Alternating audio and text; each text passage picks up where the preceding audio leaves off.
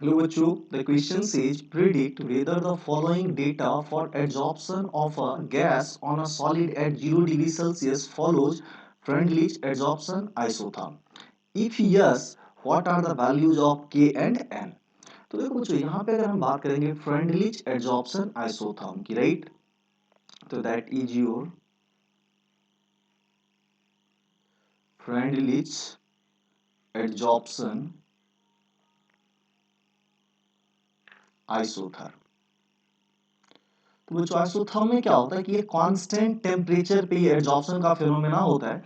तो यहाँ पे जो बच्चों आपका फॉर्मूला होता है जो आपको दिया हुआ है टेबल में x बाई एम, तो x by m equal to क्या हो जाता है constant k into concentration c to the power 1 by n। और बच्चों अगर प्रेशर गिवन रहेगा तो k into p to the power 1 by n रहेगा, राइट? तो इस फॉर्मूला का इस इक्वेशन का हम लोग यूज करेंगे यहाँ पे इन डेटा का यूज करके, राइट? तो इसको मान लेते हैं हम लोग डेटा 1 और इसको मान लेते हैं डेटा 2, राइट? तो देखो बच्चों यहाँ पे हम क्या करेंगे इक्वेशन 2 बाय, तो ये वाला इक्वेशन लिखेंगे तो ये क्या हो जाएगा, तो 0.072, ये किसका वैल्यू है, x बाय m का वैल्यू है, इक्वल टू क्या हो जाएगा, तो constant k into c to the power. देखो बच्चों यहाँ पे c का वैल्यू कितना है, तो आपको c का कंसंट्रेशन 0.1 दिया हुआ है, राइट? तो 0.1 टू दी पावर क्या हो जाएगा बच्चों, 1 बाई n। सिमिलरली हम यहाँ पे फर्स्ट इक्वेशन को यूज करें तो इसको मान लो हम लोग इक्वेशन 2 मान लेते हैं।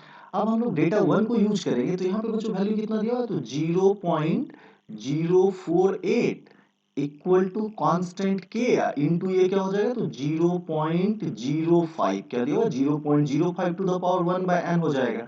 इसको हम लोग इक्वेशन 3 मान लेते हैं। देखो बच्चों अब करेंगे क्या, इक्वेशन जो 2 है उसको डिवाइड कर लेंगे किससे, इक्वेशन 3 से। तो यहाँ 0.072 और 0.048, तो ये क्या हो जाएगा 0.072 डिवाइडेड बाय 0.048 इक्वल टू, इसको डिवाइड करेंगे तो बच्चों देखो के तो कैंसिल हो जाएगा, ये 0.1 क्या हो जाएगा 0.1 divided by 0.05 to the power क्या हो जाएगा बच्चों 1 बाई n, क्या हो जाएगा 1 बाई n। तो इसी इक्वेशन को लिखेंगे तो बच्चों देखो ये सॉल्व होके क्या हो जाएगा 3 बाई 2 इक्वल टू ये क्या हो जाएगा 2 to the power 1 by n, क्या हो जाएगा 2 to the power 1 by n। दोनों साइड हम लोग लॉग ले लेते हैं, तो ये क्या हो जाएगा, तो log 3 या माइनस log 2 इक्वल टू क्या हो जाएगा, तो बच्चों 1 बाई n, और इस साइड ले लॉग ले लेंगे तो ये क्या हो जाएगा log 2 हो जाएगा बच्चों, ये क्या हो जाएगा आपका log 2।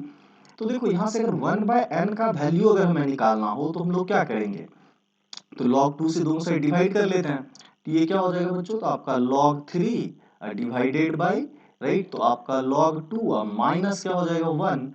अब देखो log 3 बाय log 2 का वैल्यू अगर हम निकालेंगे तो बच्चों देखो log 3 का वैल्यू कितना होता है 0.48 होता है, कितना होता है, तो 0.48।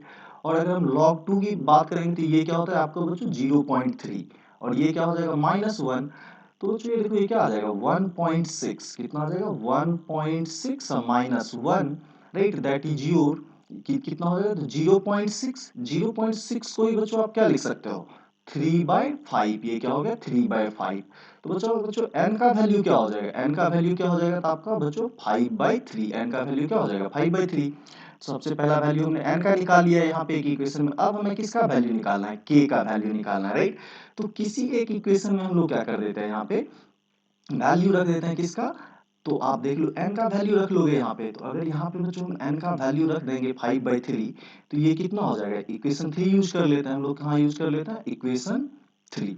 तो ये कितना हो गया, तो 0.048 equal to k into 0.05 to the power 1 by n है, तो बच्चों ये क्या हो जाएगा 3/5, क्या हो जाएगा 3/5। तो यहां से जब हम k के लिए सॉल्व करेंगे इस इक्वेशन को तो ये वैल्यू निकल के आएगा 0.3। So I hope you all guys understand it well, thank you and stay tuned.